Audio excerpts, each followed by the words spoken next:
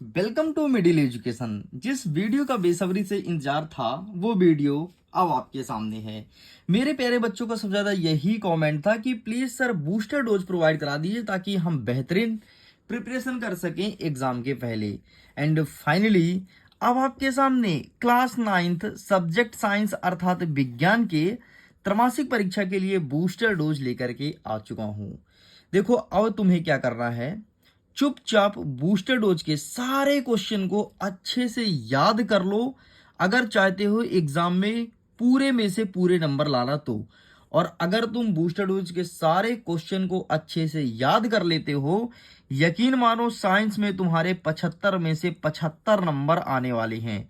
हमेशा मैं बोलता था कि किसी में 75 में से 70 आएगा, 72 आएगा, 74 आएगा, लेकिन इस बार मैं पहली बार बोल रहा हूं 75 में 75, मतलब कोई तो बात होगा इस डोज में जिसका नाम है बूस्टर डोज। तो चलो फिर हम वीडियो को करते हैं शुरू, देखते हैं कौन कौन से क्वेश्चन इसमें रखा गया है। देखो प्रश्न क्रमांक 1 कह रहा है कि बाष्पीकरण क्या है बताइए।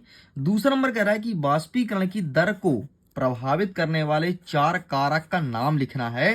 न केवल नाम लिखना है बल्कि इनका वर्णन भी करना है, इस चीज को ध्यान रखिएगा।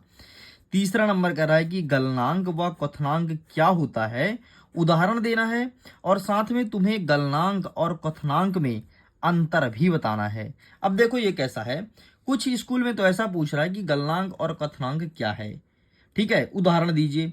कुछ जगह ऐसा कह रहा है कि गलनांक और क्वथनांक में अंतर बताइए। और कितने नंबर का प्रश्न रहेगा, तो ये प्रश्न रहेगा 2 नंबर का।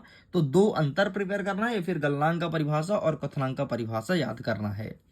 हमारा चौथा नंबर कहता है कि ऊर्ध्वपातन क्या है, उदाहरण दीजिए, है ना, एग्जाम्पल सहित समझाना है हमें ऊर्ध्वपातन। पांचवा नंबर कह रहा है कि ब्राउनियम गति क्या है या फिर इसे ब्राउनी गति के नाम से भी जाना जाता है, इसका उदाहरण देना है। छठवां नंबर कहता है कि बाष्पीकरण की गुप्त ऊष्मा से क्या आशय है, क्या होता है बाष्पीकरण की गुप्त ऊष्मा, ये चीज हमारे एग्जाम में देखने को मिलेगा।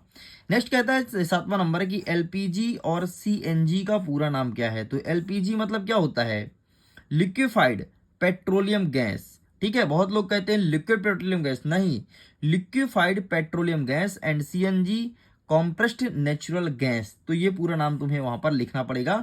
स्पेलिंग इसका अच्छे से देख लेना, अंग्रेजी में ही लिखना पड़ेगा, हिंदी में लिखने से काम नहीं चलेगा, है ना। तो बहुत सारे बच्चे क्या करते हैं कि इसका स्पेलिंग गलत कर देते, तो स्पेलिंग अच्छे से देख लेना। 8वां नंबर कहता है कि हमें गर्मी के दिन या फिर गर्मी के टाइम पे सूती कपड़े ही क्यों पहनना चाहिए, ऐसा क्या रीजन है, ये चीज लिखना है। नेक्स्ट कह रहा है कि तापमान को सेल्सियस में बदलो, है ना, ये 300 केल्विन है, ये 273 केल्विन है, तो इसको डिग्री सेल्सियस में कन्वर्ट करना है, ठीक। तो ये एग्जाम में देखने को मिलेगा। अच्छा, कुछ जगह कैसा आ रहा है, कुछ जगह आपको देगा डिग्री सेल्सियस में और बोलेगा केल्विन में कन्वर्ट करो, ठीक है। तो इस टाइप के क्वेश्चन भी देखने को मिलता है, तो दोनों टाइप के क्वेश्चन को अच्छे से प्रिपेयर कर लेना। नेक्स्ट कह रहा है कि गर्म शुष्क दिन में रेगिस्तानी कूलर अधिक ठंडा क्यों करता है ना। अगर गर्मी का मौसम है और ठंडा है, शुष्क है, तो जो रेगिस्तानी कूलर होता है ज्यादा ठंडा देता है हवा हमारे यहाँ के कूलर की अपेक्षा, तो ऐसा क्या कारण है। 11 नंबर कह रहा है कि गर्मी में मटके या घड़े में जल का ठंडा क्यों होता है, मतलब मटके ठंडा का पानी, मटका का पानी या फिर घड़े का पानी ठंडा क्यों रहता है गर्मी के टाइम पे, क्या रीजन है। 12वां नंबर कह रहा है कि भौतिक व रासायनिक परिवर्तन के 2 उदाहरण दीजिए, ठीक है, भौतिक परिवर्तन और रासायनिक परिवर्तन के 2 एग्जाम्पल देना है। 13 नंबर कह रहा है कि मिश्रण व यौगिक में अंतर लिखो, क्या होता है मिश्रण, क्या होता है यौगिक, इसमें डिफरेंस बताना है। कितने बताना है सर, तो कोई 4 अंतर आपको याद करना है, ध्यान सुन लो, 4 अंतर आपको याद करना है, ठीक है। और भौतिक परिवर्तन रासायनिक परिवर्तन का इसका 2-2 नंबर का पूछेगा, 2 नंबर का ये पूछेगा, 2 नंबर का ये पूछेगा, ठीक। नेक्स्ट कहता है कि समांगी और असमांगी, असमांगी को विषमांगी भी कहते हैं, ध्यान रखना, है ना, पता चले परीक्षा में विषमांगी आ जाए तो कंफ्यूज हो जाओ, इसे विषमांगी भी कहते हैं।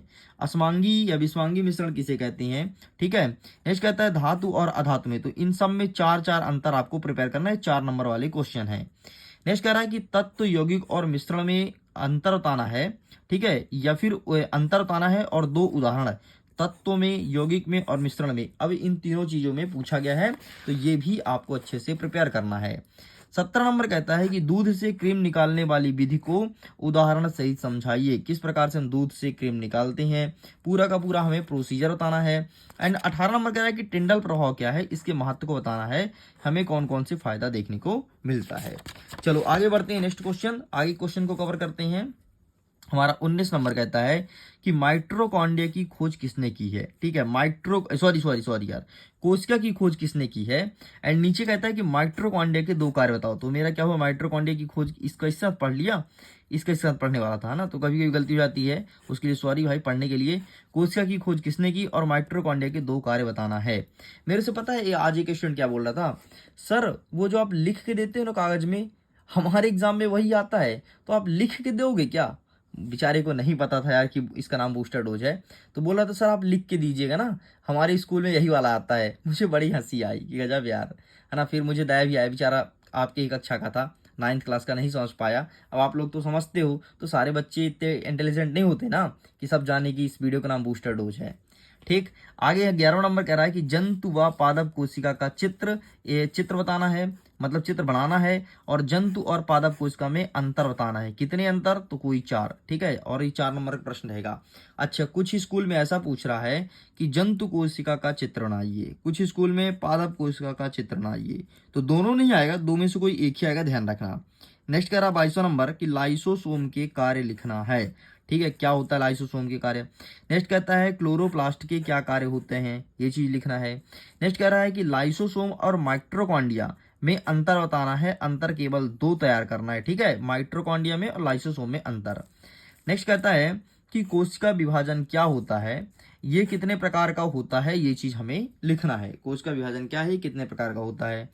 26 नंबर कहता है कि ऊतक किसे कहते हैं, टिश्यूज क्या होता है, एग्जाम्पल सहित समझाना है। 27 नंबर कहता है कि पादप कोशिका और जंतु कोशिका में अंतर बताना है। ठीक, पादप कोशिका जंतु कोशिका में अंतर और चित्र, देखो यहाँ पर भी मैंने लिखा था, यहाँ पर भी लिखा है, मतलब बहुत ही ज्यादा महत्वपूर्ण प्रश्न है और आपके एग्जाम में देखने को मिलेगा। अब देखो ऊतक से कुछ क्वेश्चन आते हैं, जैसे एक है पेरेन्काइमा ऊतक, दूसरा है स्क्लेरेन्काइमा और तीसरा है कोलिनकाइमा। ठीक, तो इस पर कार्य बताना है। और ठीक है, या फिर पूछ सकता है कि ये जो तीनों ऊतक हैं, पेरेन्काइमा, स्क्लेरेन्काइमा या कोलिनकाइमा, इसमें अंतर बताओ। तो कितना अंतर, केवल 2 अंतर आपको पढ़ना है।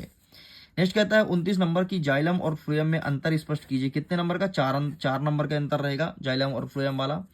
नेक्स्ट कह रहा है कि उपकल ऊतक तथा संयोजी ऊतक क्या होता है। क्या होता है उपकल ऊतक, क्या होता है संयोजी ऊतक, ये हमारे एग्जाम में देखने को मिलेगा। नेक्स्ट कहता है कि तंत्रिका ऊतक क्या है। ठीक है, क्या होता है तंत्रिका ऊतक, ये चीज हमारे एग्जाम में देखने को मिलेगा। नेक्स्ट कहता है पारेन्काइमा और कॉलेनकाइमा में अंतर स्पष्ट करो। क्या होता है पारेन्काइमा, क्या होता है कॉलेनकाइमा, इसमें डिफरेंस बताना है। नेक्स्ट कहता है 33 नंबर की संयोजी ऊतक क्या होता है। ठीक है, संयोजी ऊतक क्या होता है, ये चीज हमारे एग्जाम में देखने को मिलेगा। नेक्स्ट कहता है 34 नंबर कि ऐच्छिक और अनैच्छिक पेशीय में अंतर बताओ। ठीक है, ऐच्छिक और अनैच्छिक पेशीय में अंतर बताना है। नेक्स्ट कहता है कि त्वरण क्या है, इसका मात्रक लिखना है। ठीक है, त्वरण क्या होता है, इसका मात्रक क्या होता है, ये 2 नंबर का प्रश्न बनेगा आपके एग्जाम में। नेक्स्ट कहता है कि अदिश राशि तथा सदिश राशि को परिभाषित करना है। ठीक है, और उदाहरण सहित लिखना है। क्या होता है अदिश राशि, क्या होता है सदिश राशि, सबसे पहले परिभाषा देखो और इसके 2-2, 3-3 एग्जाम्पल भी लिखना पड़ेगा। नेक्स्ट हमारा 37 नंबर कहता है कि एक समान गति से आप क्या समझते हैं और असमान गति से आप क्या समझते हैं। दोनों देख लो, एक समान गति और असमान गति स्लैश में लिखा है। ठीक, तो इससे क्या समझते हैं। नेक्स्ट हमारा 38 नंबर कहता है कि दूरी और विस्थापन में अंतर लिखो। कितना, कोई 4 अंतर लिखना है। नेक्स्ट कहता है कि चाल और वेग में अंतर लिखो। कितना, कोई 4 अंतर लिखना है। नेक्स्ट कहता है कि एक सवाल का गणितीय व्यंजक से। ठीक है, एक सवाल ऐसा आएगा जो कि गणितीय व्यंजक से रहेगा।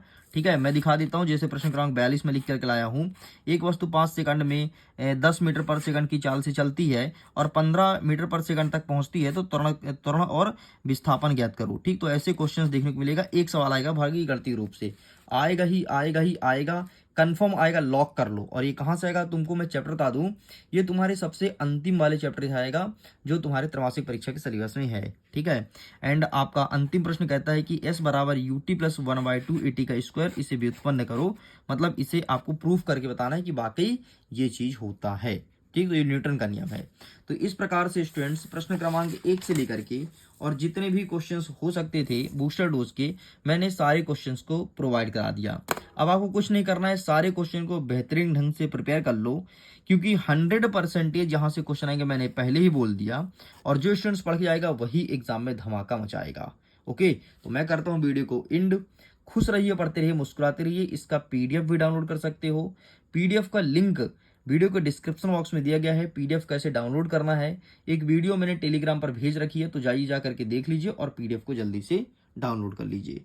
ओके, तो जल्दी मिलेंगे नेक्स्ट वीडियो में। सो एग्जाम के लिए all the best. Thank you.